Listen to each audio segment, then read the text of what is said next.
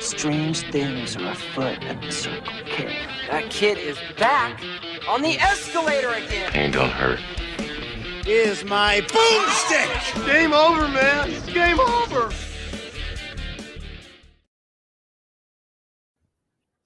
Welcome to the Bargain Bin. He is your host, Ben Mason. And he is your co-host, Sandra Luketic.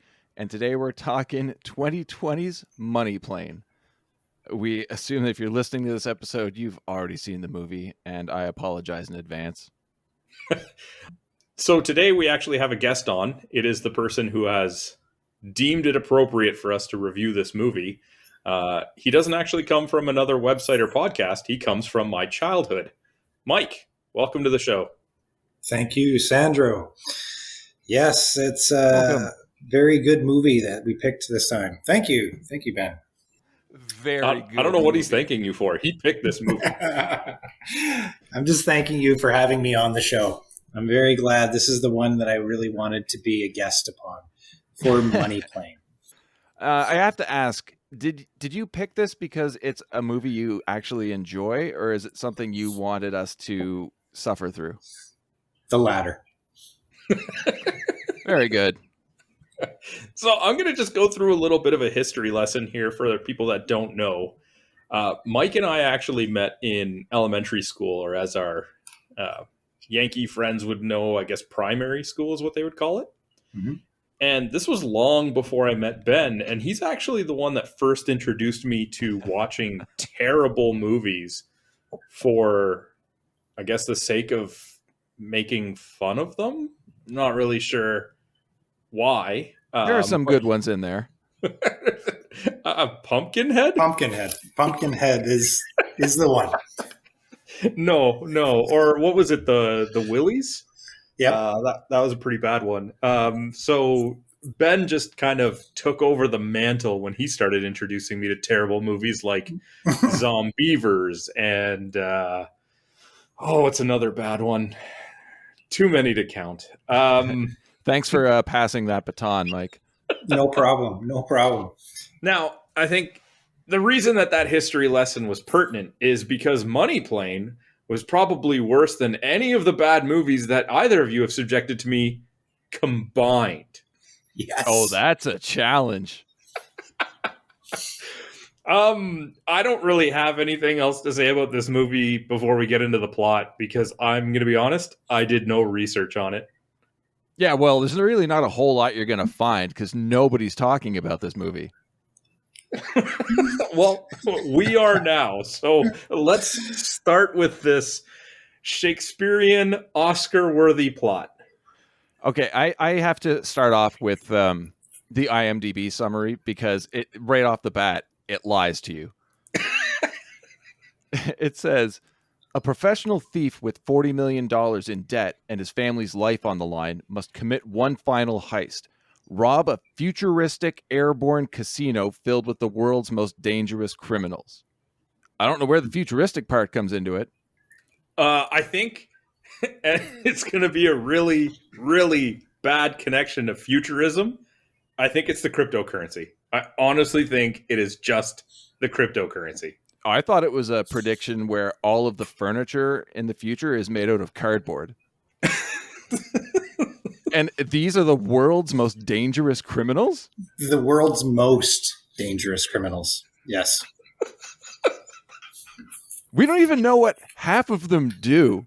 But the ones we do know, you're like, all right. I've already heard of worse. Yeah, the ones that we do know are very okay with sharing the most blatant details in precise and accurate manner about exactly what they do. So when they sit around the table and talk about exactly what they do, that's awkward. There's super uncomfortable. There's a lot of conversations that are not natural conversations, but rather exposition dumps. Yes. For the purpose of, I guess, backstory. The purpose of nothing. It doesn't do anything for the movie. They're just telling you about themselves, and it doesn't come into play at any point in the movie. There's so many things that are just not thrown back to. And one of them is right at the beginning, and I will point it out. All right. You want to get into it then? Yeah. No, well, I don't want to, but for the purpose of the episode, are we going to? Yeah, we have to. Yeah. All right. Thanks, Mike. So the film begins with a voiceover from Jack Reese, played by Adam Copeland, WWE's Edge, letting us know that a job well done has 3 critical parts. Cut to Jack going through a heavily guarded security entrance at an art museum, which originally seemed odd that there were that many people with machine guns just hanging around the door. First part, a great crew. It takes more than one flint to make a fire. No, it doesn't. It 100% does not take more than one to start a fire.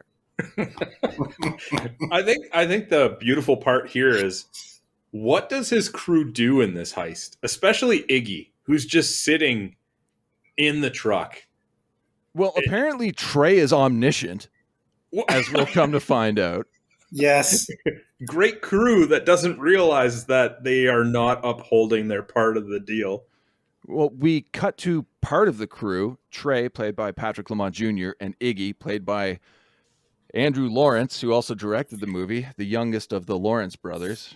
I think he also co-wrote it, too. Yeah, he co-wrote the script. All right. They're in a van outside monitoring the interior of the museum after hacking the security camera feeds. Hacking. Quotations. Hacking. Yeah. Second part. There's how things are and how things appear to be. Jack is guided through the hallways by an earpiece connecting him to his crew.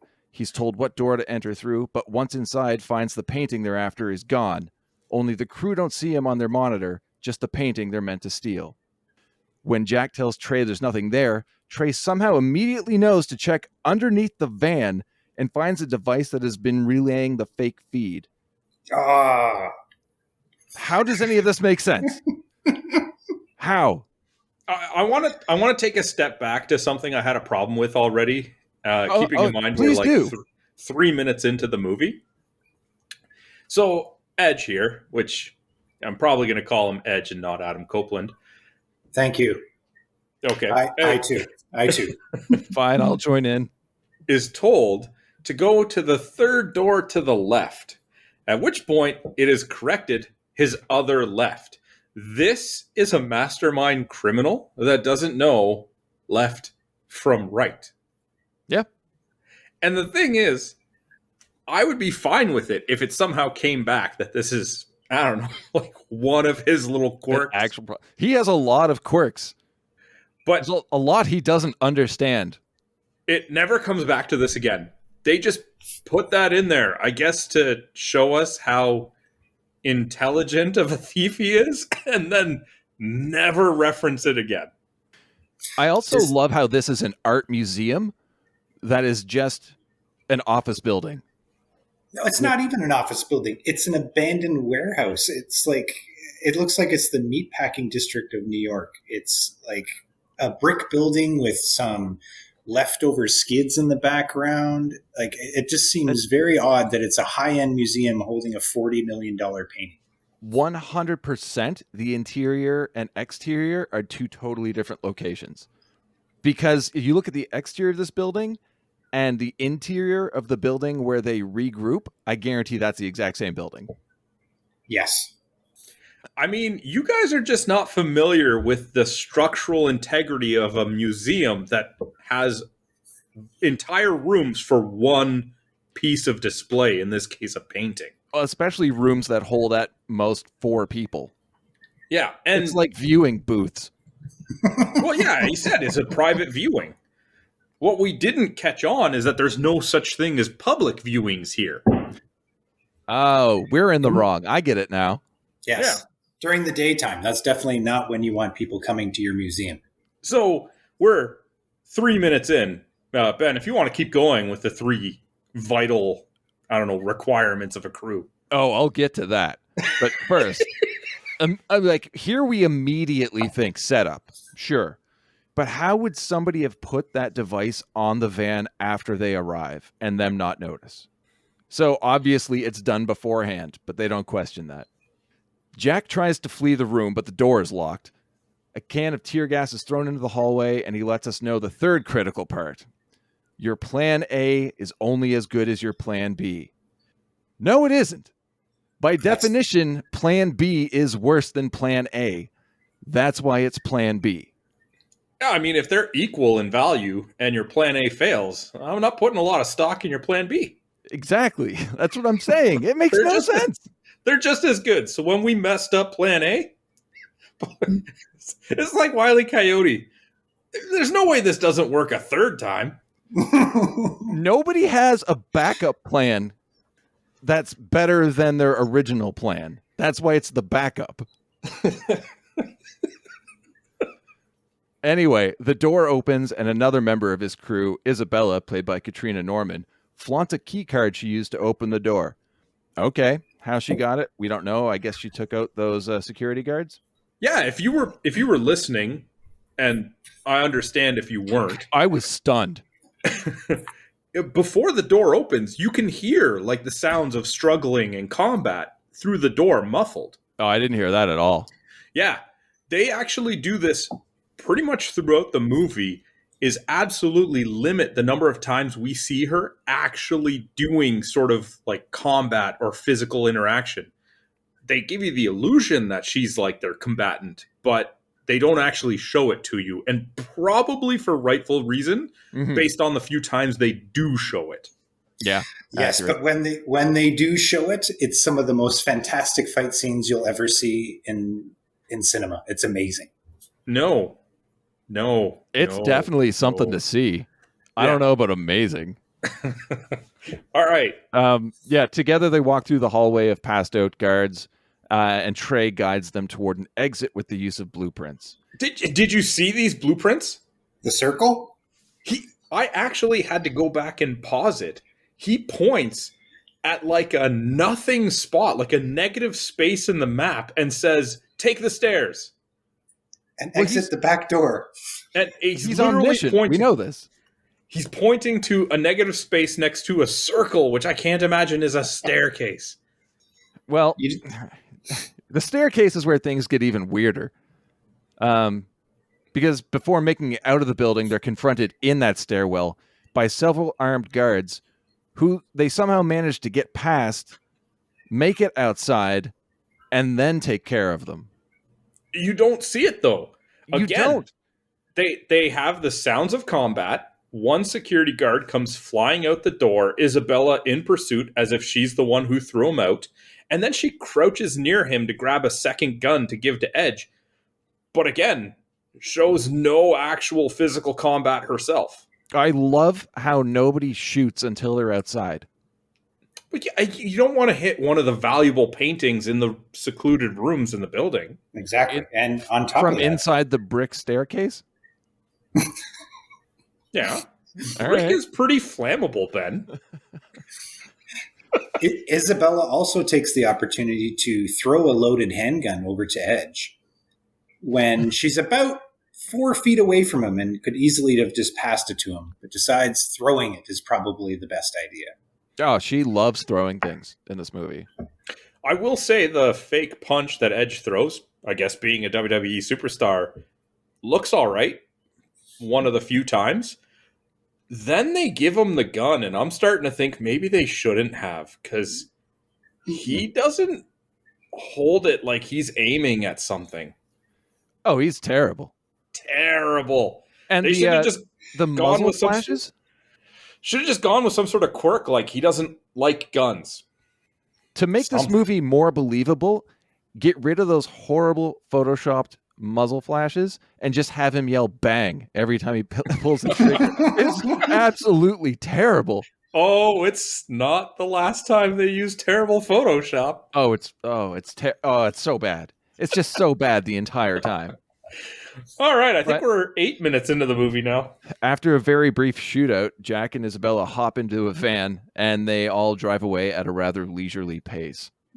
I don't know if you guys noticed that. They speed down the loading dock there and then slow down and make a soft turn and then slowly drive off. But the sounds definitely indicate they're going fast. Oh, they're burning rubber for sure. Yes. That's all that matters. Stopping for a minute to regroup, they decide to go to HQ. What is HQ? Kelsey Grammer's house. Fraser Crane. Yep. Grammer's Darius and Jack have a sit down. And actually, wait, here's a point. They decide to go to HQ, but only Edge is there. So is everyone else just sitting in this van that everybody's out looking for or waiting? This is going to happen a few times, I'm sure, where we misunderstand the intention or what's going on in the movie. Because none of it is explained very well. No. But I thought he was telling them to go back to HQ. As in, like, I'm going to go look into this, go hide.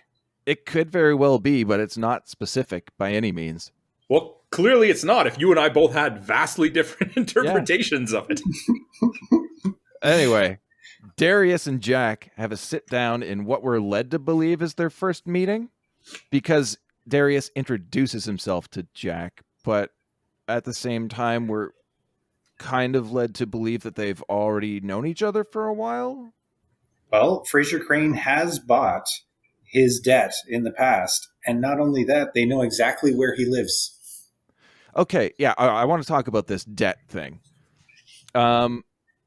We'll get to it, I think, in my point after this one I'm reading through right here, because I do have a question about that, which I find very problematic. Darius, brandishing a gun, is upset at not getting his painting and has one of his henchmen hold a blank canvas behind Jack's head, threatening to make his own Jackson Pollock, which I enjoyed. I thought that was pretty good. Darius tells Jack that botched job means Jack owed dangerous people a lot of money, but Darius bought his debt and now Jack and his crew owe him. Since Jack didn't bring him his $40 million painting, he needs Jack to pay him back with interest. The question, Mike, for you in particular here is, how does he owe anything? Did he take a loan from people that he lost gambling? No, nobody's going to allow somebody to lose $40 million that they have no way of paying back. And this particular guy, Edge, doesn't come from money where he would have a lot of money to start with to be able to accrue such a large debt. He seems to be coming from a humble beginning or humble kind of lifestyle, right? Mm-hmm. So how did he get that far in debt that he's upwards of, maybe there's interest and that gets you up to 40. I have no idea how this guy gets so far in debt that he's hanging out with the world's most dangerous criminals. Go ahead, man.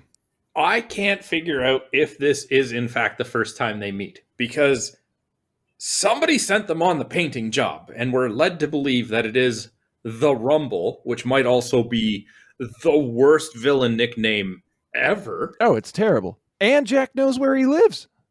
But if they have met before, the conversation they're having is not the kind that you would have the first time through. You don't go through the entire monologue the second time. You just say, don't forget, you owe me. Yeah. No, whenever I meet with you, Sandro, I usually say, I'm Mike.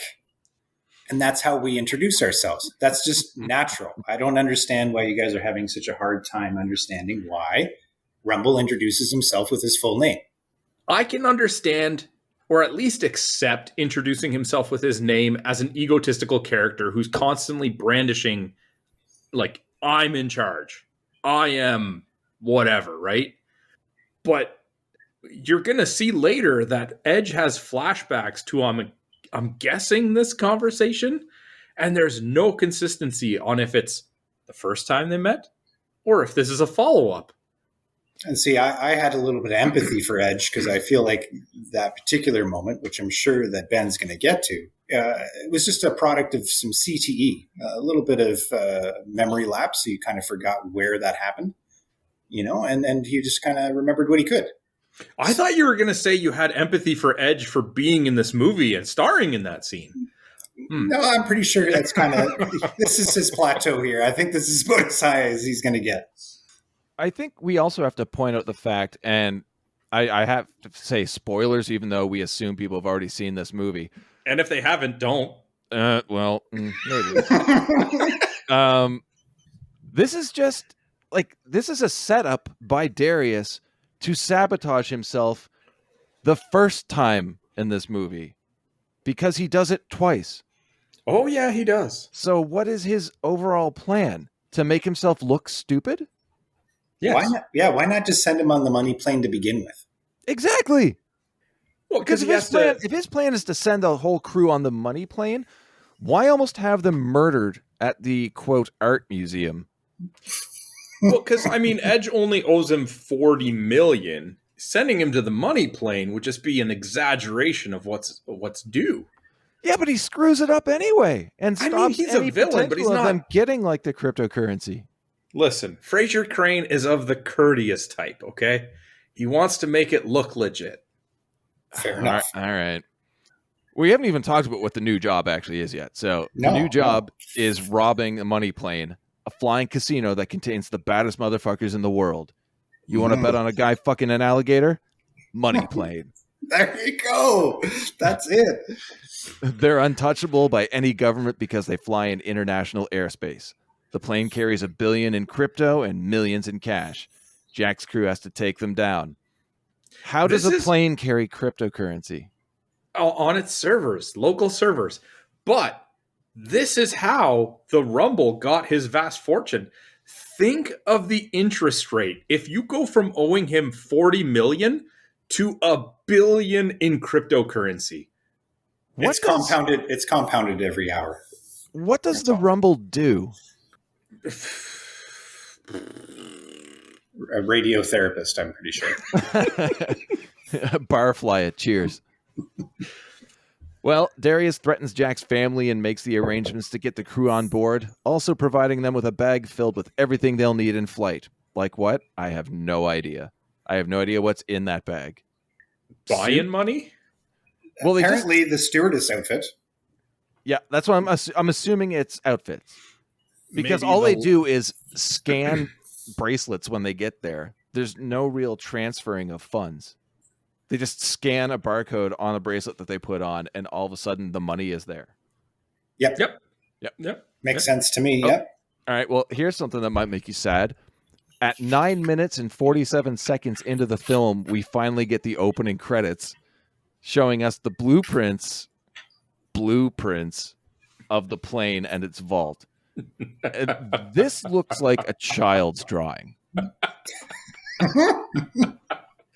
Like in elementary school, if you told a kid to draw an airplane, this is the quality you would get. And with like not even a sharp crayon, but those really dull, blunt ones where the lines just like mash together. It's horrible. Your point? I think I've already made my point on that one. Yeah. Aren't those blueprints still better than the ones that were outside of the museum? No. Debatable. At least the ones in the museum, then you ought to stay within the lines. Jack and crew are in a warehouse where Jack apologizes, saying this is their last job. He then lays out the plan. He's taking on the persona of Philip Monroe, a human trafficker who Isabella killed a year ago. The criminal did everything online, so nobody knows what he looks like. The perfect cover. Mm-hmm. Iggy will be on the ground, monitoring weather and tech. Isabella will pose as a flight attendant and search for the vault, and Trey will hack the server to get access to the cryptocurrency and be representing Monroe when around the criminals, as Jack will be hijacking the cockpit. Once the money is bagged and or transferred, the three will exit the plane through the cargo hold.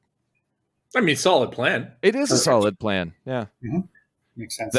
That night we get bonding scenes with Jack and his daughter, pillow fights and story time, Robin Hood, of course. Odd inclusion of Denise Richards as Sarah Peters, Jack's wife, who doesn't add a thing to the film. That must have been a favor. She makes me very sad. It's quite a sad look that she has now. And a voice, I don't know if you guys know Bonnie Brooks from The Bay. She used to do audio commercials on the radio, but just that smoker's voice. Oh my God. Denise Richards is really fallen off, is all I have to say. I'll leave it at that. Yeah, she was married to Charlie Sheen. Give her a break. Mm-hmm. I don't know. It's like the downfall of having too much work done is you eventually have to pay for it. Mm-hmm. Jack wakes from a nightmare, thinks he hears somebody in the house, picks up his gun, and heads downstairs. All is well, though. It's just his best friend, Harry, played by Thomas Jane, doing his best Ray Liotta impression. And they never say why Harry was letting himself into the house late at night. I have a feeling I know why. But can we go back to the nightmare for a second? Because this is what I was alluding to. Yeah. He has flashbacks to the conversation that he just had with the Rumble and the threats and the debt that he owes. Can we not call him the Rumble, please? But it's just so bad. It's so bad. It's like I hesitate to say it. And I try not to laugh when I hear it. It's kind of funny because Edge returned to the WWE after 9 years absence from injury at the Royal Rumble. So anyway, he's having these flashbacks of the conversation with the Rumble, but they look like they're taking place in like an indoor, I don't know, like pawn shop or library. And I'm fairly certain when we saw that scene, it was outdoors on a patio. Again, yeah, I'm going back to the CTE. I think that he just has a hard time remembering things. See, and this is where they're stretching out the movie needlessly with doubling up on the exposition. If you have the conversation out on the patio, like I said, where it just says, remember, you owe me the money. And then now in the flashback, we get the full exposition taking place in what we can assume was their first meeting. It might have actually flowed a little bit better. Fair. I'd actually like to go back one step further. You said that they had a moment where Edge was telling a story to his daughter, yes. Robin Hood. And I found it a really odd moral lesson that he provided for his daughter. Yeah. His daughter says, so I can steal Harriet's candy. This is what she took away from Robin Hood. I can steal Harriet's candy because she's so mean to everyone. And then Edge says, well, if you ate all the candy, you'd get sick. Wouldn't it be nicer to share? He has no issue with her stealing from Harriet. It's just a matter of you're going to get sick from the candy, so just steal it and then share it with your friends. I think it would be better if he's like, yeah, as long as you don't eat the candy all at once. Might as well have been. Spread it out, but don't share. Sorry, but yeah, we can move forward past that. I just found that to be very odd. Sandra's got me hung up on something already, and that was the Rumble reference. Now, every time I see, like in my head, Kelsey Grammer, when you see him on screen, he's always kind of like jittery and looking around. The next time he encounters Jack, you just hear, "You think you know me?" or the Brood theme. So here's another one. If they wanted to do a throwback, quote unquote, later in the movie, make it that Edge says it's okay if you share it with all the people that she's mean to. It would still be stupid, but at least then the ending would be like, oh, hey, yeah, I remember foreshadowing. That. Yeah. Keep in mind, this is also immediately after a pillow fight where he just cracks his daughter hard in the face and then mocks her for it.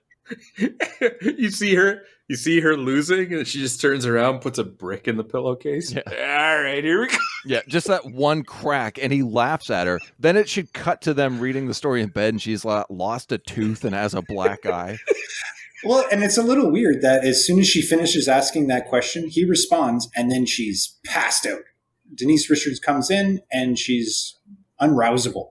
That was a heavy truth bomb he dropped on her.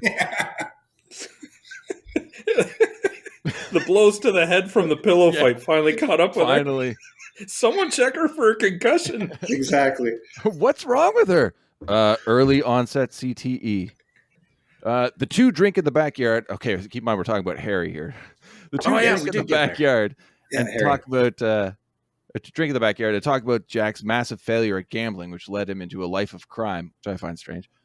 Jack asks him to join the crew, but Harry turns down the offer. They reminisce about Harry's career with the Air Force, and the sentimental music quickly turns ominous, which immediately made me think that Harry might double-cross Jack down the road. And if that doesn't happen, why the misdirect? So, Ben, you were asking why Harry was there. In that conversation, they do flat out say, I got that intel you asked me for. He says that to Edge. Yes. Mhm. So I don't know why he's there in the middle of the night. Maybe Yeah. the idea that like Edge was even saying, when they were in the warehouse with the crew, this is a short turnaround. We're leaving. I think it's like less than 48 hours later. Exactly. So maybe it was like Harry had to come as soon as he got the intel because, it's pertinent. They need it. My question is, why did he show up at night and then they waited to the next day to give him that intel? Because it looks like they're outside sharing a drink and it's not the middle of the night anymore. Yeah, they've been pounding a few back. Honestly, though, like, I'm sure I could easily miss that because so much shit has gone on in this movie so far that made me ask why, that I just started accepting things. I was like, this is where we are. Okay, that's fine. I'm sure they won't explain it, but I'm along for the ride now. And then Edge offers Harry a spot on the money plane, despite it's not like they had extra places or extra aliases to pass around. Was he going to substitute someone else out? You got to bring your own costume. Yeah, I just don't get it. Was he going to be the pilot? I don't understand what that was all about. But Harry politely declines. I mean, they make it very obvious that they need Isabella to be the flight attendant due to her gender. And they needed Trey because they needed somebody to hack the servers. You guys are spot on. What would Harry have done? You know what? There was a male flight attendant. If you remember, there was one male stewardess. I remember. And we'll talk about him soon, I'm sure. Mm-hmm. I don't know how worry soon. about that. We're not getting through this movie very quickly. Oh, I know. We're going at the pace that it felt like the movie was progressing when I watched it. For an 80-minute film. Yeah. 82. Don't kid yourself. That's including credits, Ben. Jack asks Harry to stay at the house while he's gone and look after his family. Harry agrees and adds that he'll also look into the museum job since something seems off about it. No shit. I like how they all have this revelation at some point in the movie that something wasn't right about the museum. They're all catching on at different paces. But yeah, clearly there was something wrong. You found a scrambling device under your van. Clearly something was wrong. Oh, okay, I gotta ruin something right now because every time this comes up, it makes me fucking angry. He puts the thing under the table at the meeting with the Rumble, and then is shocked to find out later in the movie that Darius betrayed him. First of all, you don't even know what this is. It's supposed to hack video signals. What are you putting it under the picnic table for? What is it doing? It's so big. And he's not stealthy about it at all when they show the flashback. It doesn't do anything. He just kind of like turns 45 degrees and whoop, there you go. He puts there's something the size of a brick of cheese underneath his picnic table.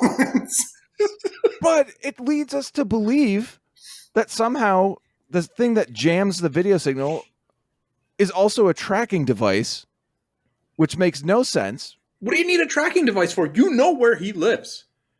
Yeah, but that's how everybody finds him at the end. Okay. Okay, sorry. I'll keep going.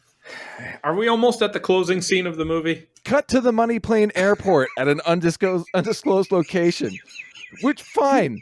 But that airport is fucking massive. And there is no way the world's top criminals would be able to gather in one location like this and board the same plane without some government surveillance company knowing. It's undisclosed, though, the location. It's in a city. How many It's undisclosed to the viewer. How many stops does the Money Plane make? Is it like a city bus where it's, bouncing from like station to station picking up people? No, it's a return flight. Because they get into the plane and it looks like there's like 5 people in total on the plane. It's called the Money Plane Airport. It's actually listed as such on screen. Leading us to believe that's the whole purpose of that one airport. The airport that has like 15 boarding gates. I don't get it. This movie makes me so angry. All right. You're welcome. Thank you. When boarding the plane, all passengers must relinquish any weapons they are carrying and are given wristbands with barcodes that are synced to their money. A much easier way for transferring funds. Okay. Again, another spot where they could have gone with a quirk. Edge doesn't do guns. Instead of having Trey say it, have him say it. Yep. And maybe do something later to play that back. But no. Nope. We're given Trey's alias of McGillicuddy. I don't know why. They don't even lean into that. I thought that they might lean into that a bit more and make it funny. The cowboy does. One time. One time. Yeah. And we're introduced to the eldest Lawrence brother, Joey, of Blossom fame, as the flight's concierge. Whoa. That dude is looking rough. Could he look any more vegan? It's the haircut, guys. It's the haircut. It's not. It's everything. It's everything. The eyebrows. It's the gray skin. Put him next to Denise Richards. It looks like she never aged. He is in bad shape, gentlemen. Yeah, he's only 45 years old. And the Botox. He looks like a completely different person, but okay. Life choices, I understand. Fair enough. Next is a rapid introduction to the other gamblers on the flight, establishing one, Reed, as a creep right off the bat as he makes some remarks about Isabella. Nothing about this plane interior would allow for a safe takeoff. It's just a bunch of swivel chairs, regular chairs, glass tables, lava lamps, drinks. It just doesn't make sense. And nothing is anchored down. And not drinks, libations. Libations, my apologies. It's like a 6x4 room. It is. With like six people boarding. It looks like everything will fall over if someone walks past it, let alone a plane taking off. The thing is, Ben, we employ the finest pilots in the world. Because I myself am a pilot, says Joey Lawrence. Who doesn't unnecessarily. Oh my God. I love when later in the movie that comes back and he has to pilot the plane. Oh yeah, totally. Because we should have like a counter on the screen for how many times they say or reference something that never comes back. All right, tell me this. Tell me this. You want to ask questions about this fucked up movie? Yes. Joey Lawrence introduces himself incorrectly as the concierge. Yep. He has a name tag that just says concierge, but still messes up the line. If you look on IMDb in the quote section, yeah, they actually have that line and in brackets say pronounces it incorrectly. Yeah. Nobody caught that? I caught it. There's no way that was intentional. How many flights do you think they take in a year that they need to employ the finest pilots in the world? Why do they need more than one? Well, how do they know what the finest pilots in the world are? Does every pilot know each other? He's like, I'm a pilot. I know these guys are the best. What? Is there like a club? Like where you're all ranked that you just check on a regular basis? Be like, oh, Bob's number 3 now. Mm-hmm. Yeah. Don't need him. Terry's number 1? Money plane. And then Joey Lawrence, he informs everyone that his role is to facilitate their every desire for action and speculation. How do you facilitate speculation? How the fuck does that work? Somebody please tell me. Mike, what have you done? I've never heard Ben this worked up. I mean, okay, there was the John Arbach thing, but not for such an extended period of time. He introduces the bookkeeper who provides the rules of the plane. There is a zero-tolerance cheating policy, no loud or aggressive behavior, no fighting, no murder, no dismemberment. That is, unless they are part of the rules for a certain engagement. Mm-hmm. He wishes everyone luck, and it's time for takeoff. The speed of the plane and the angle which it leaves with the runway would have just sent everybody flying to the back of the plane immediately. I still can't get over that. Well, they have the best pilots, Ben. Later on, they slightly bank and everyone almost falls over. Yeah, well, they weren't prepared for that. Mm-hmm. Russian criminal Ivan compliments the concierge on his smooth takeoff. Sure. He accepts, saying that they hire the best pilots, as we've already stated. And I honestly, in my notes, I went on a rant about how they know who's best. On your note, you did it in the episode already. I know, but like it irritated me so much. I just went on. I hit caps lock and just started typing like a madman. Nobody sees your note, and you're cap locking the entire thing for yourself. Yes, Ivan makes a. Yeah, go ahead. Go ahead. No, my apologies, Mike. What are you about to say, bud? Right after the takeoff, everyone kind of disperses amongst the plane to where the room that they choose. And at that point, Edge decides to, or sorry, McGillicuddy decides to say, I got to find the server room out loud. Yeah. To which Edge says, I have to take control of the cockpit. That's the conversation they have, as if they've forgotten the plan. It makes no sense to me. You know that one role that you had on this flight? Yeah, you should go do that. I don't even know. Push through it, man. Just push through it. Ivan makes a pass at Isabella, and the concierge explains what the plane has to offer. First is the lounge and sport book. I didn't know sport book was a word, and apparently neither does Microsoft Word. Basically, a place to do drugs and place bets on crazy live events. Next is the standard casino room. The plane also offers private rooms for anyone in case they want a nap, shower, etc. Ivan asks the rates for the women, but is told the employees are off limits. They have hired other women for that. And they're free. The whole time, I'm wondering what's going on with the cowboy in the back. And I was so happy with the reveal later on. But a red light starts flashing, signifying games are about to start. First up is Texas Hold'em in the casino, which seems like a really mild game to start off with, but okay. I love how casinos have timed for things like Texas Hold'em. I love how the dealer doesn't know what the fuck she's doing. Well, she said it's high stakes Texas Hold'em. I mean, that's the whole thing that she was supposed to do. Okay. You've never been to a casino, have you? Once. Okay. Did you play Texas Hold'em? No. Because if I saw a dealer start doing that, I would just get up and leave. But seated at the table are Jack with Trey, Mia, Ivan, and his friend Reed, who we met earlier. And this entire scene, as we've mentioned before, is just an info dump, letting us know that Ivan is a major weapons dealer and doesn't really like Jack. Reed again makes a pass at Isabella, grabbing her arm. The bookkeeper stares, shaking his head. I have to say, the guy who plays the bookkeeper, I forget his name right now, he's been in everything. Al Sapienza? Yeah. Sapienza? He's been all over TV and movies. He's great. He's very recognizable. Shaking his head with disapproval, and Isabella leaves. Jack asks if that was necessary, and Ivan comes back at him, pointing out that Philip Monroe is a heinous human trafficker. Why would he be upset about Reed hitting on a waitress? Which, while disgusting, is a very good point.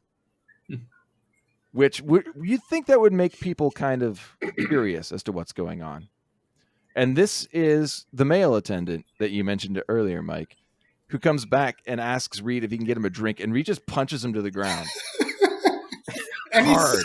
And he screams like a lady afterwards. And I wasn't sure if it was a male attendant, to which I had to replay the scene, I'd say 5 times to really get an idea, because it happens for no reason and it happens very quickly. Yeah, and I was like, what is Andrew Lawrence trying to say with this scene? There is very clear rules stated to them just previously in the last room, and one of them is no violence. Yep. And all he gets is a head shake. Yeah, and like, look what happens to them for abusing employees versus what happens if you cheat at poker. Yes, like, he cracked that guy in the face hard. Unsolicited. Yeah. And the concierge tells Ivan to keep his dog on a leash, and the bookkeeper openly threatens Reed. Now, for being specifically designed to exploit criminals for their money, this casino seems to be pretty much on the up and up, at least at this point. It just seems a little too clean.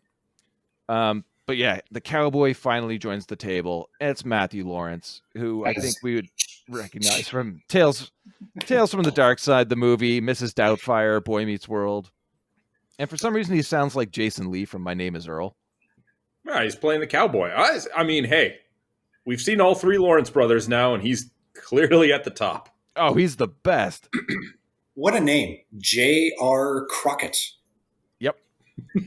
On IMDb, he's just the cowboy. That's what I refer to him as throughout my notes. He's the cowboy. Yep. It's a larger-than-life character. It's the only character that feels like they belong in this ridiculous movie. No. Let me clarify your statement. It feels like the only character that realizes what this movie really is. Yeah. He's just like, you know what? You guys aren't taking this seriously. Neither am I. But that's the thing. Everybody else is taking it way too seriously. Exactly. If everybody else approached their roles like Matthew Lawrence, this movie would be one of the best things I've seen in a very long time. How on the nose could J.R. Crockett be, or Matthew Lawrence, by saying "Yee-haw" when he arrives at the table? Yee-haw. Yeah. Because he's from Texas. It's honestly, it's a terrible B movie that's treating itself like it's a blockbuster. And only Matthew Lawrence realizes that it is not. Yeah. He's great. I definitely favorite Lawrence brother at this point. This is where we get the poker montage, though, and I still say that the best part of this is Matthew Lawrence dragging all of the chips toward himself, laughing like a maniac. It's just, I've had to watch this movie 3 times, Mike. Thanks, and this is the only part that makes me laugh out loud every time. That part as a whole, I'd like your guys' opinion. Why are we supposed to care whether Edge wins even a hand of poker when the goal is to steal all the money? Does it matter? It's because that's how he lost all of his money the first time. Okay. I actually got the feeling that he is playing this hand with the intention to lose so that it looks more believable as to why he needs to step away from the table. Like, oh, shit, I just lost all my money. I need to go and gather myself. Yeah, I said he had used it as an excuse to. But if you're going to do that just to have him like lose to have an excuse, you don't need to do a whole montage for it. Yeah, he was waiting until he really knew he was going to lose bad, and he's like, I guess I should probably leave now.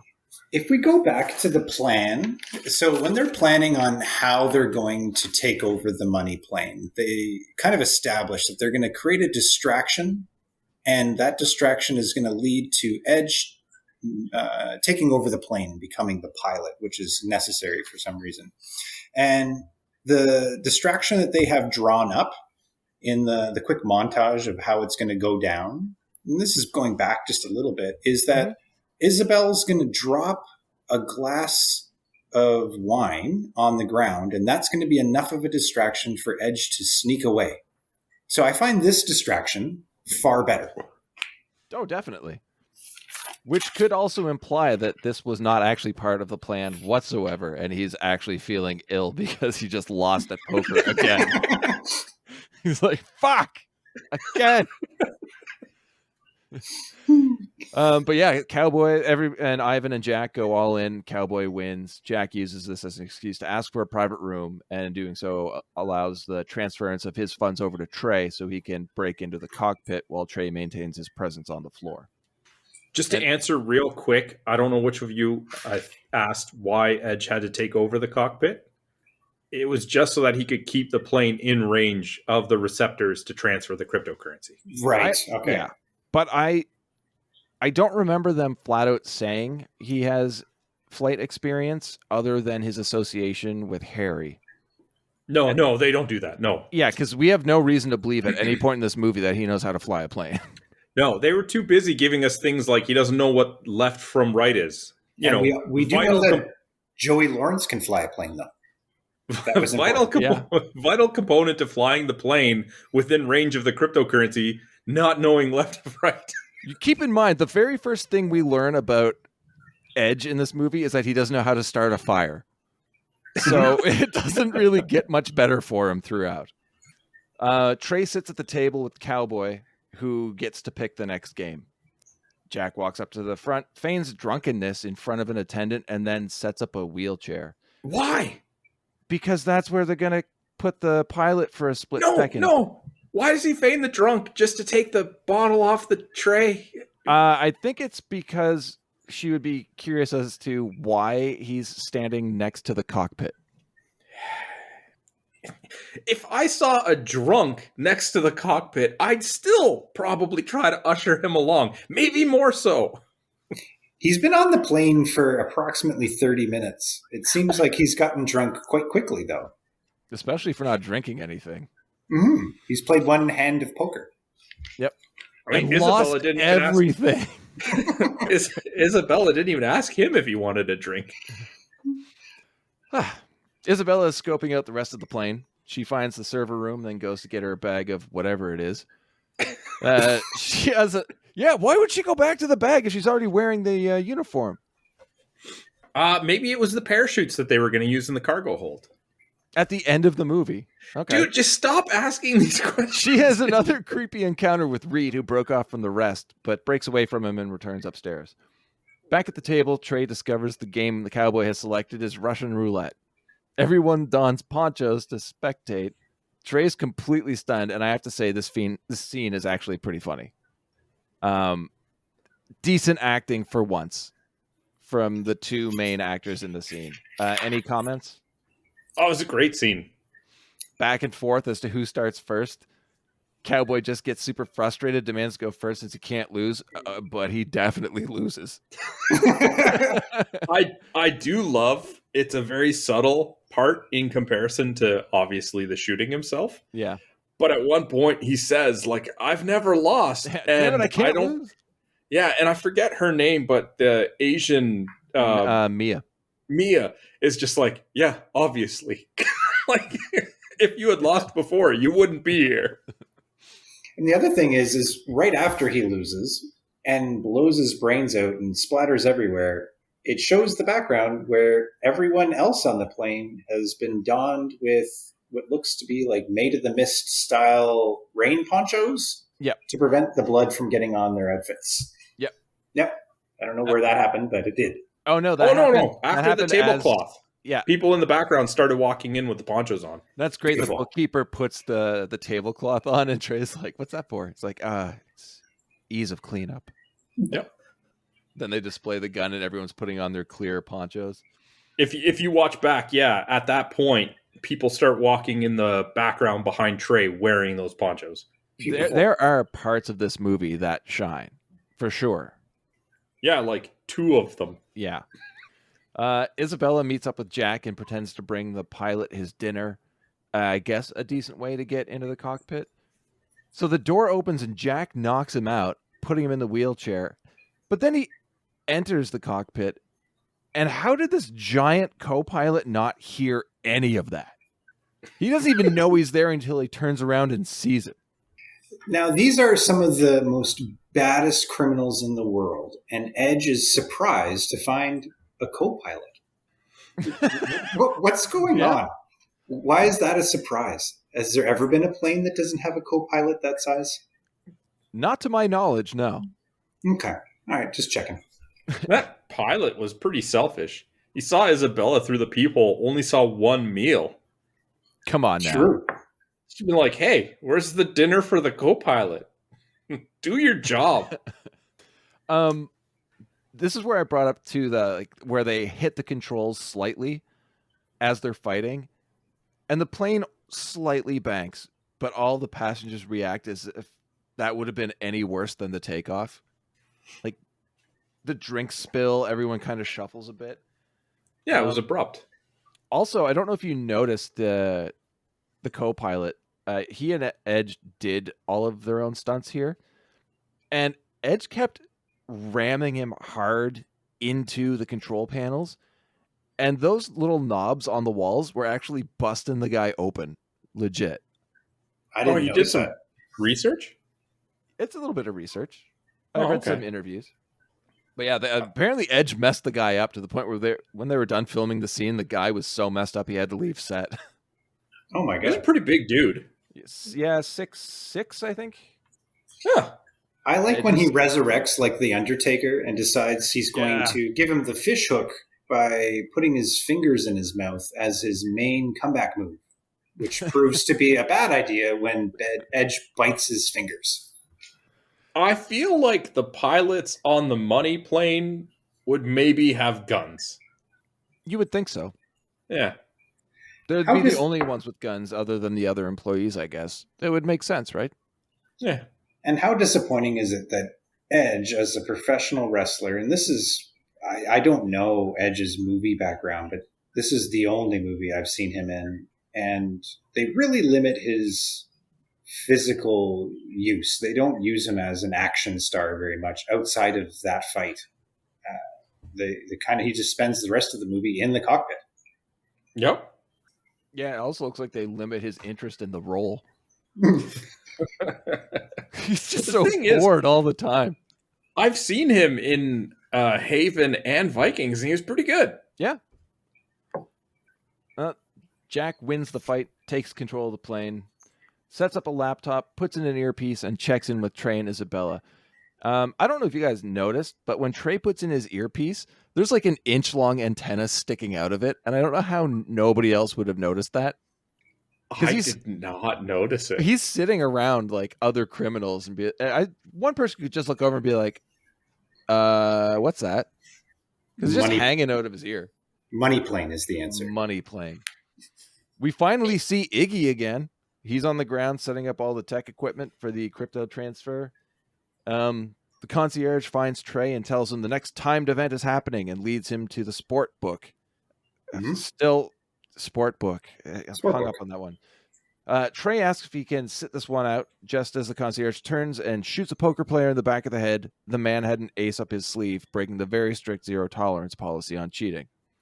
Now in the sport book, Trey is forced to bet first, not knowing anything about the event, and randomly picks the blue corner.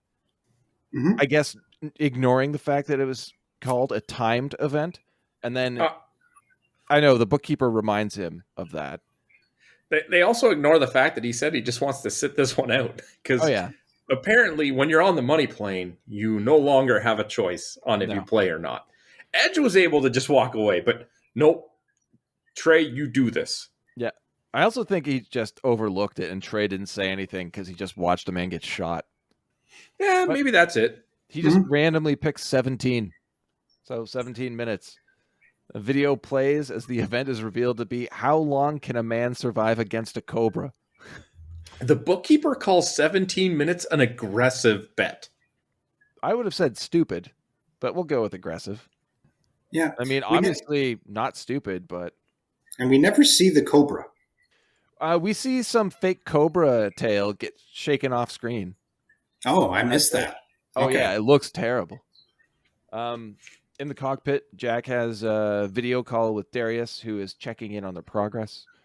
And back in the sport book, it turns out Trey won the bet as the man survived for 16 minutes. I guess whoever guessed the closest wins? I guess. I know, there's no rules explained, but the next timed event is how much money would it take to get a man to kill his friend?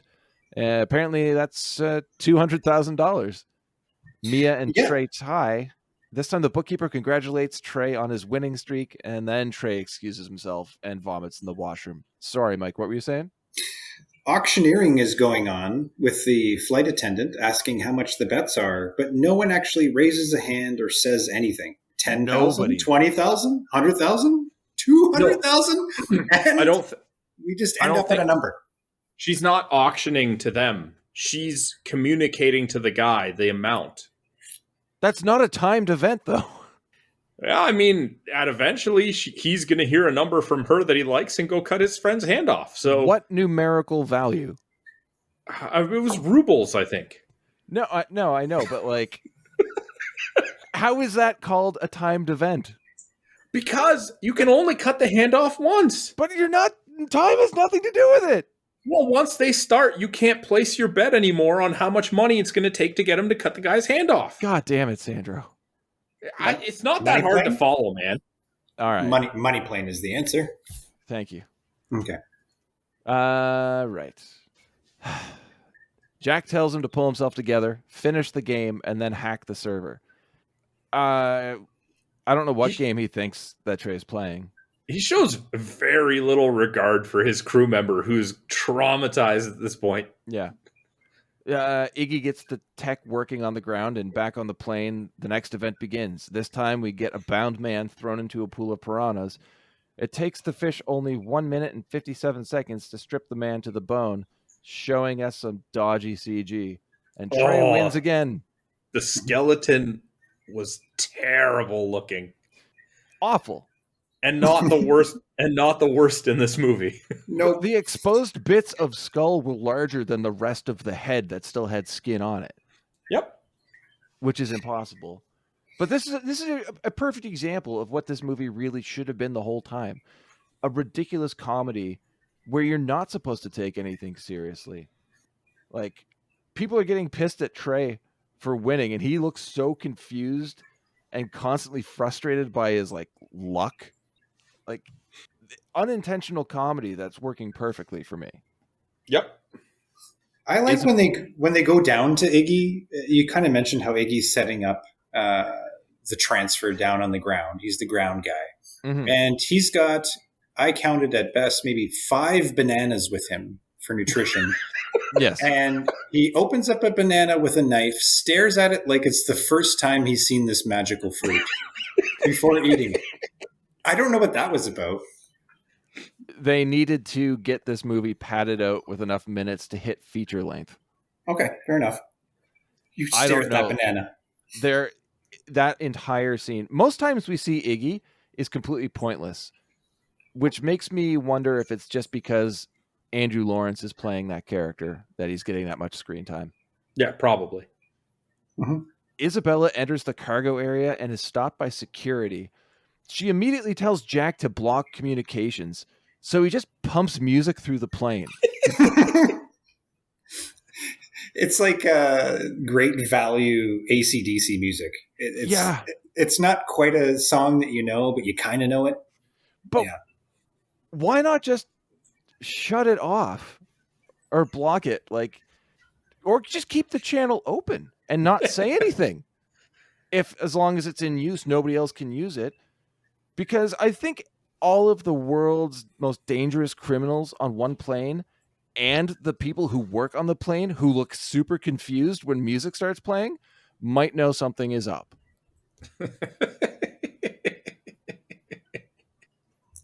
And it gets worse. Yeah, it does. Isabella tries seduction techniques on the guard before giving up and throwing her shoes at him, one of which somehow punctures his forearm. It was working. It looked like he was falling. And then she got bored. We get a full-on fight scene where she rips his ears off and knocks him out with a fire extinguisher. She informs Jack after discovering the safe is completely different make than the schematics they had been shown. Okay, who turned the comms back on? Did Jack have one song to play and that was it? And after that, just assumed, I guess it's safe. But she doesn't even need a code. She just uses the guard's thumb on a scanner and the door opens, revealing all of the money and drugs inside. Yeah, of course. Does anyone want to talk about the fact to go back to Isabella ripping his ears off as a move? That was fantastic. It was amazing. But anyways, throws the ears off on the ground and they land with like a thud. It's a weird sound that it makes. Definitely not the sound of, I don't know what ears sound like hitting the ground, but it's not that. I was just surprised to find out that when you remove someone's ears from their head, they become translucent. But, all right. Jack tells Trey to go help Isabella, which is kind of weird because he was so insistent on Trey hacking the server immediately. Also, they already knew there would be millions of dollars on the plane, so why not work that into your plan? Mm-hmm. Every time I watch this movie, I got hung up on one thing. Go hack the servers right now. Hey, there's a lot of money back here. Don't hack the servers. Pack up the money. They're not in the same area of the plane. The plan has fallen apart immediately. Harry calls Jack with info about the museum job. The painting they were going to steal is owned by a company called Bond Global, which in turn is owned by one of Darius's companies. So the question is, why would Darius get Jack to steal a painting he already owns? The painting had also been transferred out of the museum the night before the heist because they had been tipped off. Okay. I mean, we kind of assumed that, right? It's a good twist, though. Good twist. I had no idea. This came out of left field. Trey meets up with Isabella, who has packed a bag of money for each of them, which we see later. One person can't move on their own, so well done. Jack informs them that the whole thing is a setup, but the plan is still on. Sure. The two leave the cargo, but are spotted by Reed. This Reed character is given way too much screen time and way too much importance, I find. It's something like you would expect to see from the Ivan character, no? Yeah, and he's the second-hand man to Ivan, right? Yeah. I don't know. I found that an odd choice. But Andrew Lawrence knows what he's doing, as we've seen. Jack calls Darius, who is torturing somebody off screen. He questions the millionaire on his findings about the museum job. Darius says they haven't found anything yet, but will let him know when they do. And then we get a great threat by Jack here saying, my crew will do that job for free. Ooh. That's a good action movie line. Yeah, except for the fact that his crew just steals stuff. Yeah. Well, I mean, Isabella kills people. Yeah. I didn't realize they were a crew that was sent out on assassinations, but I sure. don't know if we're led to believe that their crew has ever worked together before. Because they don't talk about that like any other job they've done together. They just happen to know each other. There's a lot of assumptions we have to make. And somehow they live on the streets. That's another thing. I don't understand. They will get off the streets? Or is that just a reference to kind of low-level crime? I guess. Yeah, I don't know. Annoyed by the sounds emitting from the bound man, Darius tells his henchman to shut him up. The man shoots him in the head, and Darius is furious. Shut him up, not shoot him. He's incredibly concerned that the blood will never come out of the terracotta. I kind of like that scene. I really enjoyed that scene. Grammer, as ridiculous and over the top as he is pretty entertaining in this movie. Jack calls Harry, who's playing video games with Jack's daughter. Jack is sending him schematics for a failsafe. We eventually find out what the failsafe is, but how would Jack have known about this in advance? Well, because do you remember Brazil? Whoa, boy, do I remember Brazil. What is that line? Apparently, that's supposed to mean something to someone, but no context once again. Also, Harry says that he's training when he's playing video games, which I would assume meant that he was doing something about flying that would be related to the drone we see later, but I don't know why they would have that drone ready in advance when they don't know that Kelsey Grammer is going to double-cross them again because they didn't know he double-crossed them the first time yet. Honestly, until the drone shows up, I thought that was just a cute line. He's playing video games with the daughter. Yeah, I'm training. Combat simulation. Sure. Right? But then they go and try to make it a little bit more plausible that he's actually training for the drone, and it just falls apart. Yeah. Trey breaks into the server room, but has been followed by Ivan and Reed. Jack connects with Iggy, letting him know that they're approaching. And from what we've seen at this point, that plane is over water. Have they turned around and they're coming back to land now? Is that ever implied? Well, there's supposed to be an international airspace. Yeah. So I did a bit of research on that, and that is kind of vague, but it seems to be about 12 miles off the coastline. Okay, so it's plausible. Sure. All right. Well, the transfer begins. Isabella kills Reed in one of the most brutal ways I've seen, breaking 2 bottles over his head, repeatedly stabbing him with them, then breaking another bottle over his head and driving it through the top of his skull. Where do we start on this scene? I would rather just skip it. No, you can't skip it. First of all, it runs at like 1.5 speed. Oh, yeah. Second, she stabs him in the chest, stomach area, I don't know, 8 times. It's back and forth a few times. And when she pulls back, you see this big bloody spot on his shirt. No punctures in the actual shirt, but a big bloody spot. Yep. When she goes to swing the bottle and hit him in the top of the head, It cuts to his body again, and his shirt is completely clean. Oh, yeah. No blood, no punctures. Yeah. Just dodgy editing all around. Terrible CGI, dodgy editing. And That's then, all I had to say. It was just terrible. just prior to that, Isabel unnecessarily moves the thug's hand from a chokehold on her neck to a boob grab when she could have just went right to what she was going to do. Yeah. She, again, just tries to throw a little bit of seduction in there just because. Is Hey, this man. her thing? We don't know her kinks. Don't ask. I'm not going to judge. No kink shaming here. Sorry. Yeah, that's her thing. That's her thing, man. But, okay, look at this team. You got Jack, who's fucking bored by everything. Iggy, who doesn't really do anything at all.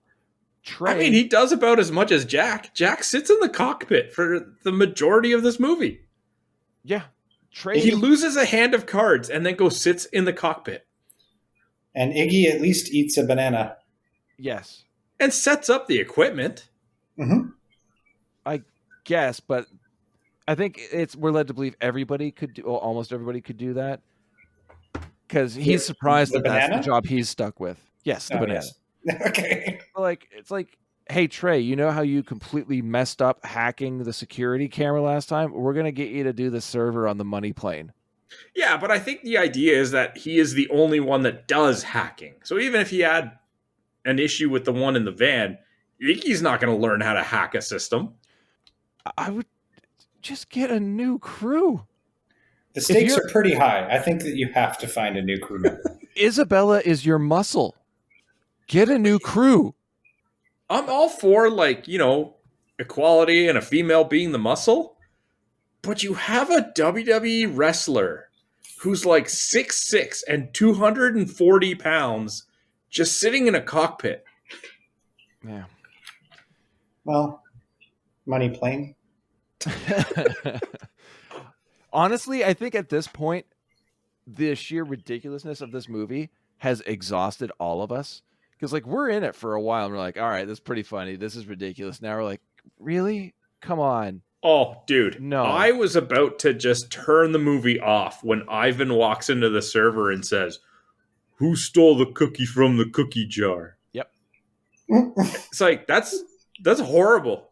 That is absolutely, like, I am the 80s cheesy action guy. I, like, enshrine Arnold Schwarzenegger one-liners. But Sandra, That- you need to finish it out. Me? That's You stole that cookie. Come on. This is epic. Scene, the whole scene is terrible. terrible. It's so terrible. Because And the best part, too, is he smashes Trey into the server, breaking the glass and throwing him up against the machines. Nothing happens to Trey. How did they defeat Ivan? Not that nothing happens to Trey, but you see that it's like, I don't know if you checked any trivia, but I noticed something in the scene. I went and looked it up, and yeah, these servers are just CD drives, because one of them pops out when he hits them. That's fine, whatever. But I'm just saying, Ivan hits these servers and gets electrocuted. Yeah, that makes Trey sense. gets thrown into them repeatedly And nothing. and nothing. Mhm. Yeah. Yeah, I made note of that. It's awful. Like, trying to write out what happened in the scene, a lot of my sentences end with question marks. On the ground, a group of mercenaries, I guess, arrive and hold Iggy at gunpoint. What is this? This is Fraser Crane, the Rumble, trying to screw over the crew that are helping him get $1 billion. Yes. They start shooting before the transfer is done without even inquiring if the transfer is done. So if let's just say the transfer was going and they did shoot him and then the transfer ended, what now? Are they going to finish the transfer? That's what I'm saying. Like, this is the second time in a row where he screws himself over with the same crew of people he hires to get him money. He did not screw himself over. He is the Rumble. God, I'm sorry. We're getting there, gentlemen. Yep. He gets Trey to download the server or like Jack, sorry.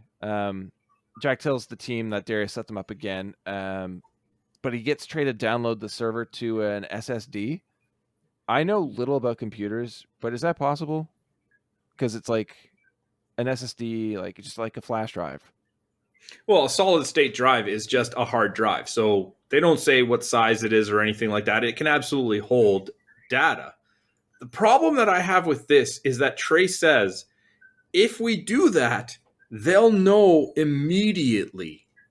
Yeah. And then when they do that, they don't know immediately. And they're running the clock before they find out. Yep. I hate this movie. Well, also, I do have to point out that that was just a flash drive because you can see him using it. So I just thought that might be a little bit less capable for the job that they're trying to do. I don't know. Nope. Money plane. Money plane, thank you. I Because, really want to Isabella... get back to Iggy on the ground. On Iggy on the ground, I hope we don't gloss over the drone. Just promise me that. I haven't gotten there yet. Thank you. Okay. As long as we get there. Okay. Isabella brings up the point that it can be tracked back to them, as you said. But here, Jack assures her that he has a plan B. Which is better than plan A. We know that now. Yes. Right? Sipping a beer from a comfy chair in Jack's house, Harry controls a drone equipped with a pistol to take out the mercs holding Iggy. It's just glued Mike, to the take drone. over. Take over. Okay. So this drone comes flying in, and this looks to be like maybe a high-end Walmart drone. Okay? It's got a handgun taped to it. Harry is operating a joystick from an Xbox, and he's able to control and assassinate all of the henchmen with like ridiculous precision. As well, he has an audio feed, which is brand new technology to me, where he can communicate with Harry back and forth.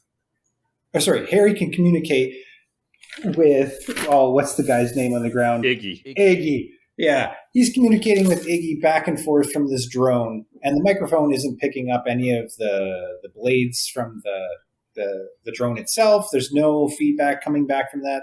It's just pure communication back and forth. It's beautiful. But yes, a handgun taped to a drone. And question: is there a limit to the distance you can be from the drone that you're controlling? I'd have to imagine so. Right? Yeah. Mm-hmm. So is Jack making Iggy wait like a mile away from Jack's house where he could actually be doing something rather than sitting at a table in what looks like a desert waiting? I don't even know at this point, man. And again, the muzzle flashes, guys. They're even worse. But Darius calls Jack and gets put on hold. It's a decent joke, I guess. Yeah. Jack calls him out and taunts him that the criminals on the plane would eat him alive. And this sends Darius into a fury. He yells that he is Darius Emmanuel Grouch III, the baddest motherfucker in the world, and he is taking down the money plane. How? He sent an army that basically stopped the transfer. So how is he taking it down at this point? Exactly. Jack puts him on hold again, and Darius states it's time to burn down the village. He sends more mercs to Jack's house, but Harry disposes of them easily because these are the worst mercenaries ever. Like, they're just running by with these machine guns with flashlights on them, shining the flashlights all through the windows of the house, alerting anybody who would be inside that something's going on outdoors. And except for Edge's wife and kid, who just sleep through the entire thing. Yeah, gunshots and all. Yes. Fair enough. And yeah.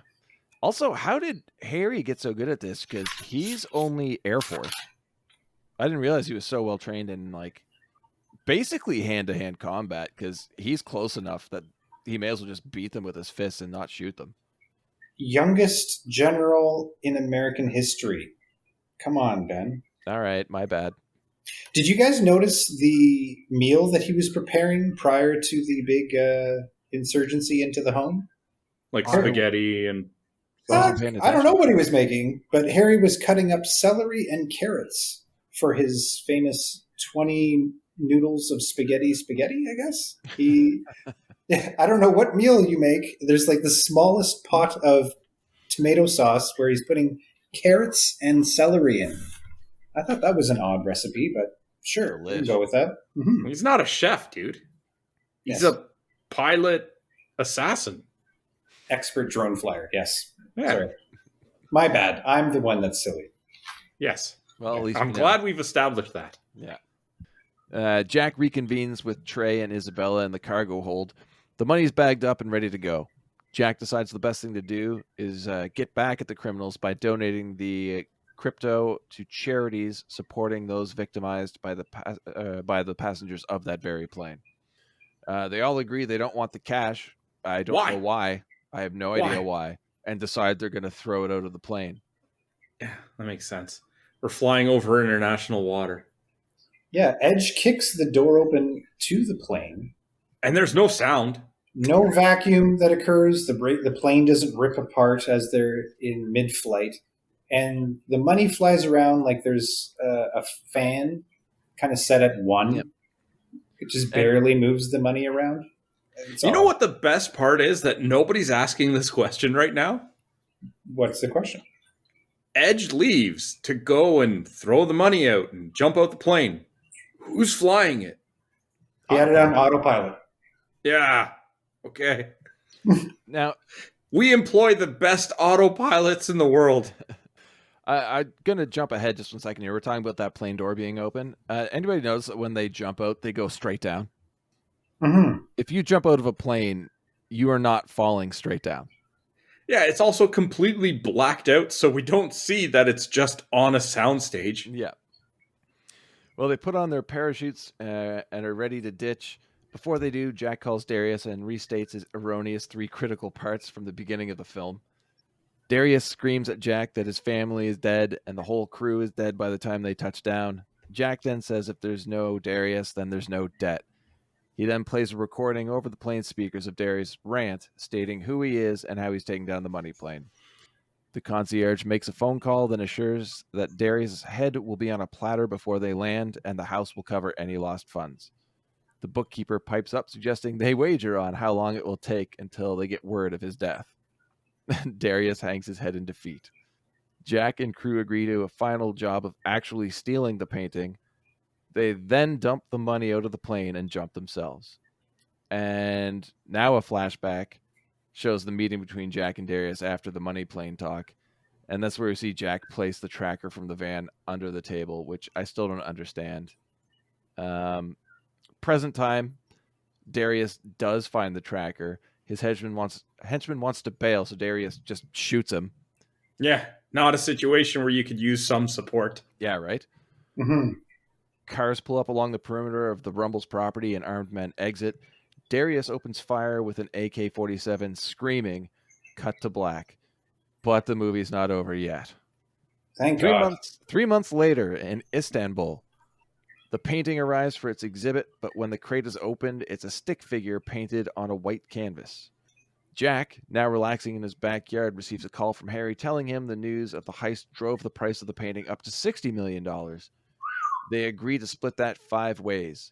Jack joins his family to play with their dog, and the fucking painting is leaning against a wood pile in the backyard.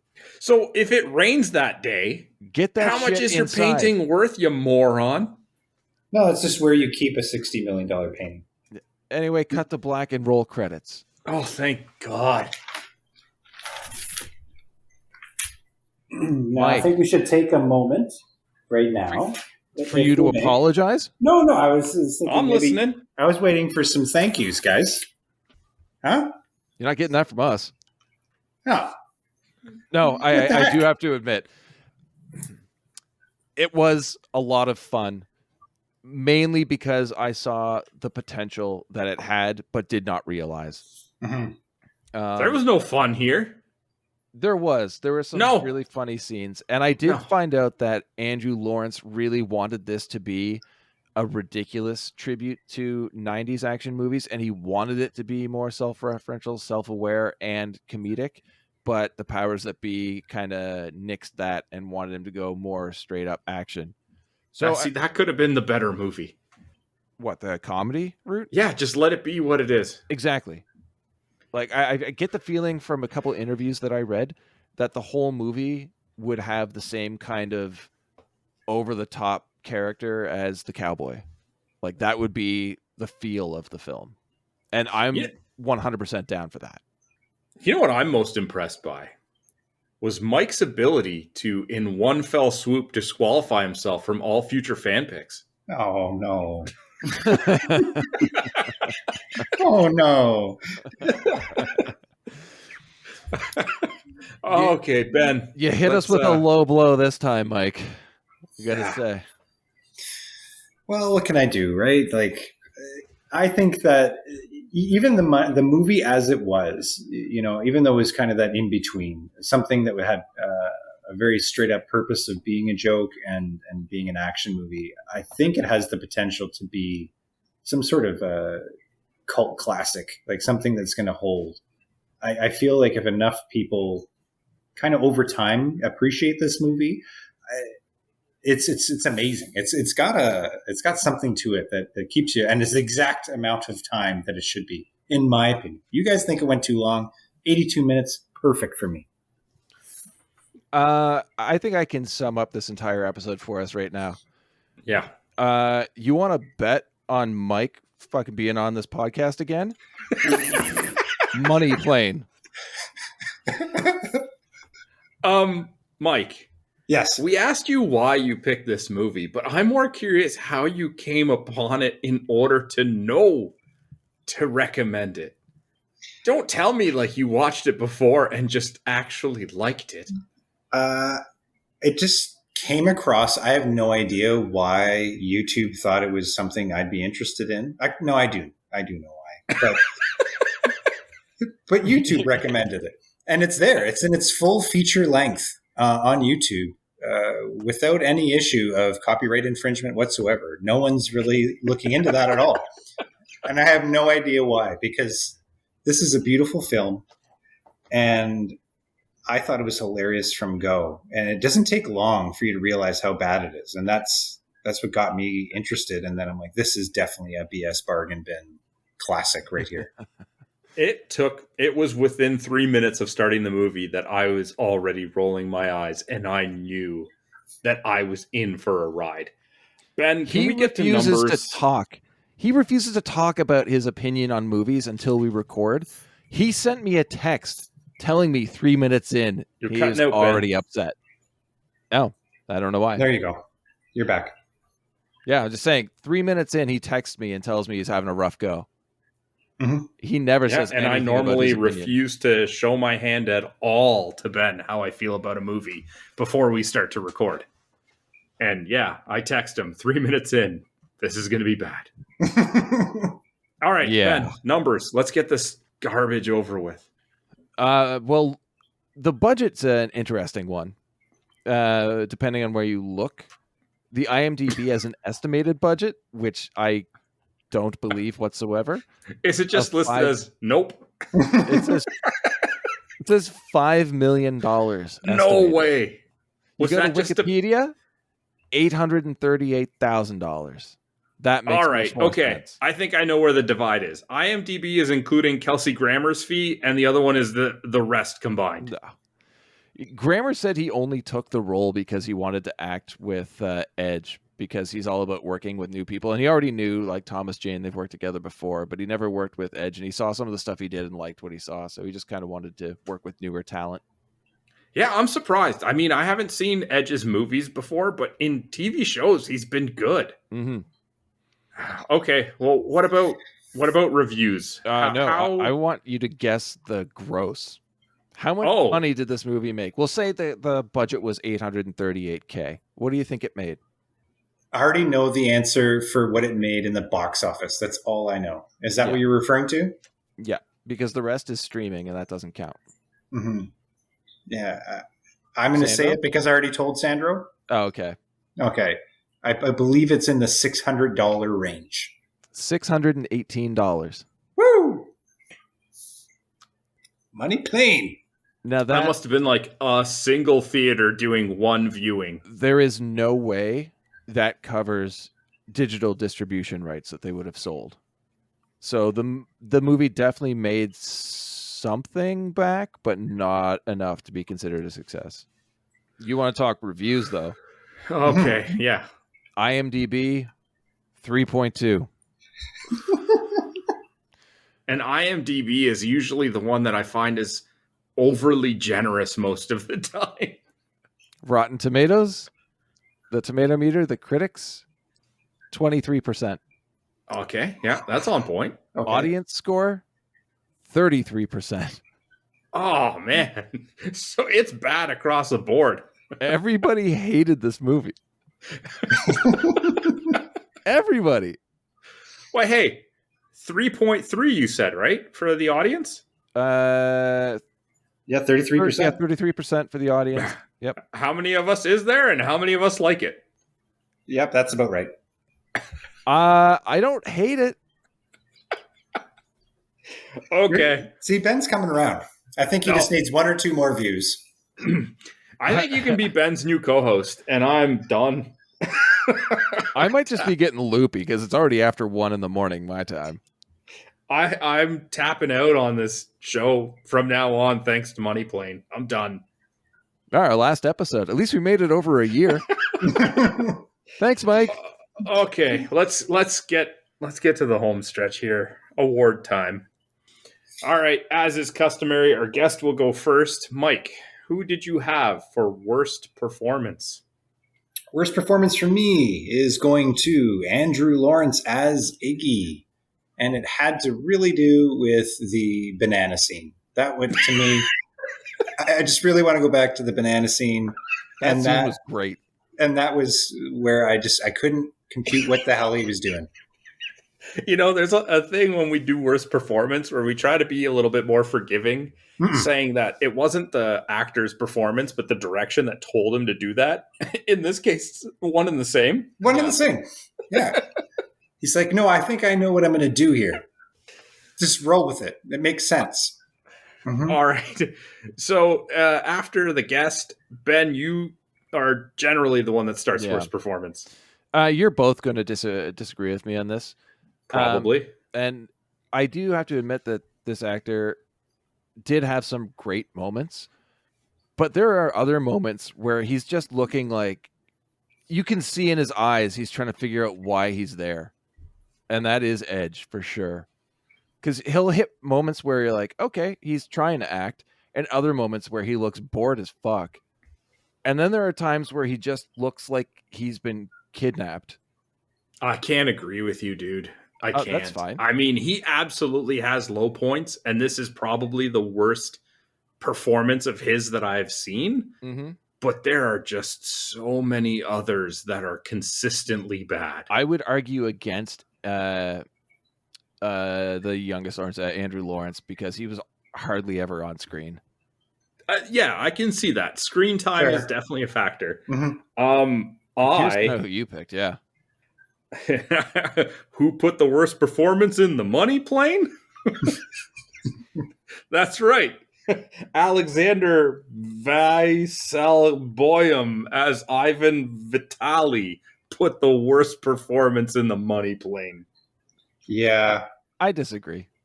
No! Yeah. What redeeming thing did he do in this entire movie? It was only the server room scene that I think he was really bad in. Other than that, I found him just fine. He was super irritating, but that was the character. And it might also be that he gave off like a Diamond Dallas Page vibe as well. Go back. I mean, no, don't I'm go not back. going back. Don't go back.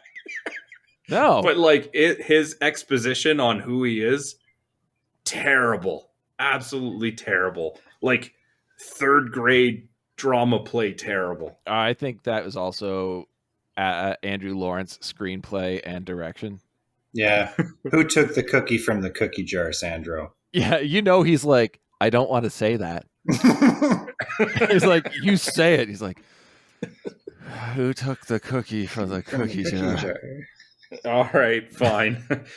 That's fine. Mike, keep him. Who did you have for best performance? I think this is going to be unanimous. I have a feeling we're all going to agree on this one. Fraser Crane, Kelsey Grammer, The Rumble. going out of his element from anything I've ever seen him in before and being this kind of Scarface badass guy.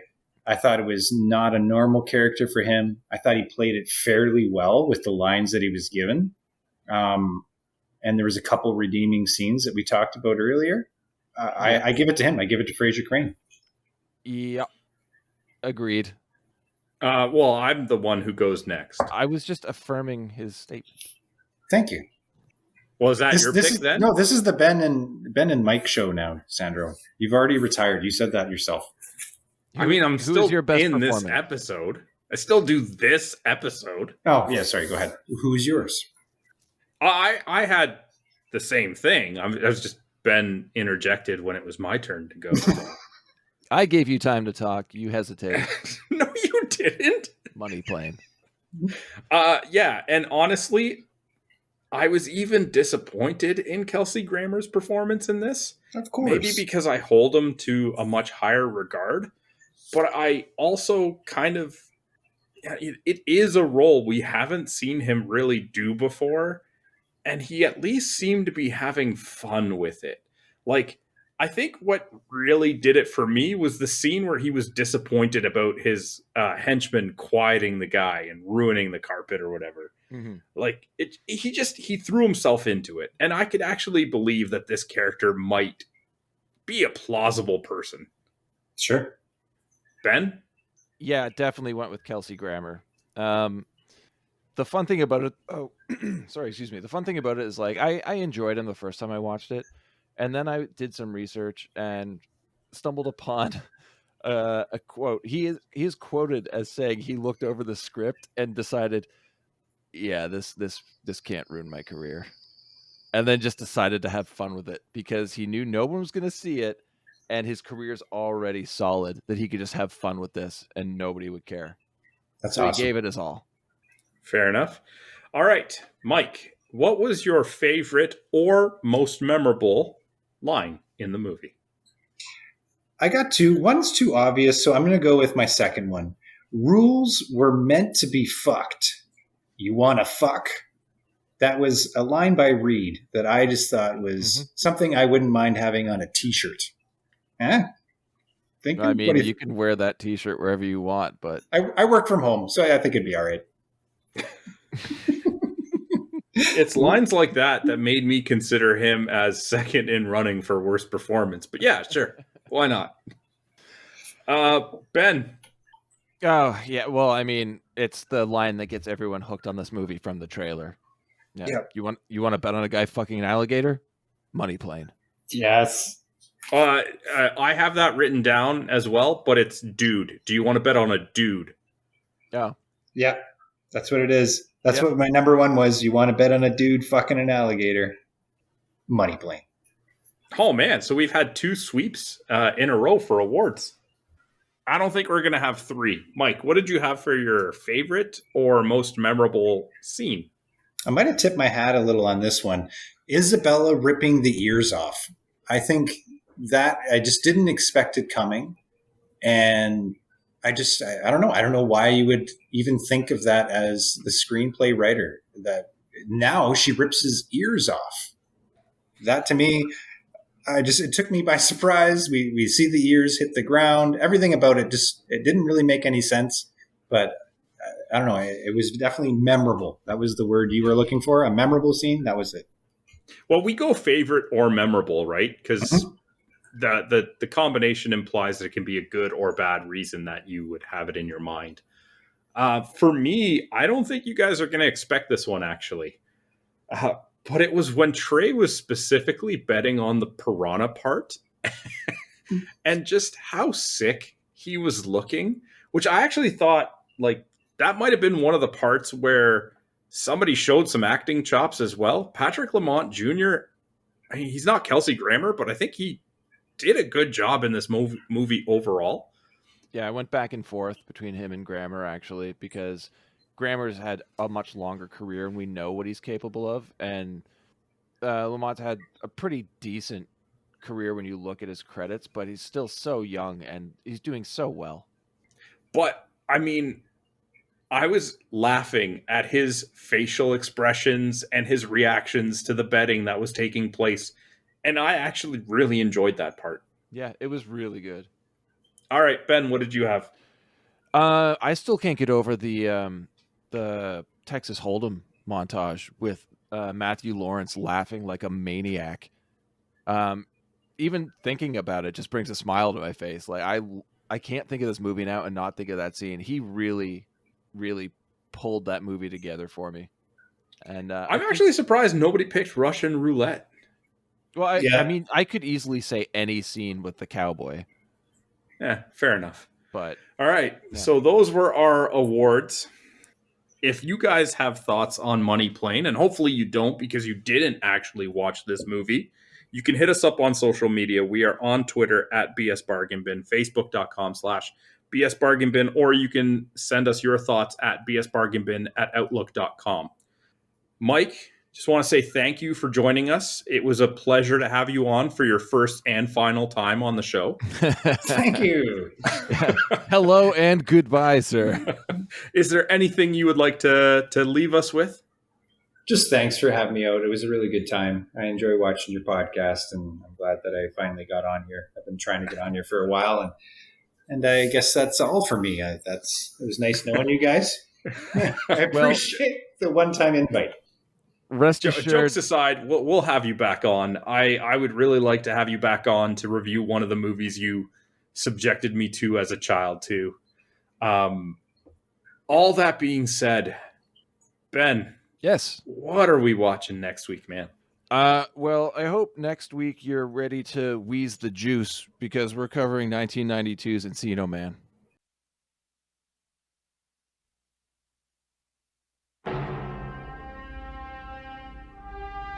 Recently, 2 high school students unearthed a prehistoric man in their own backyard. Their story is completely true.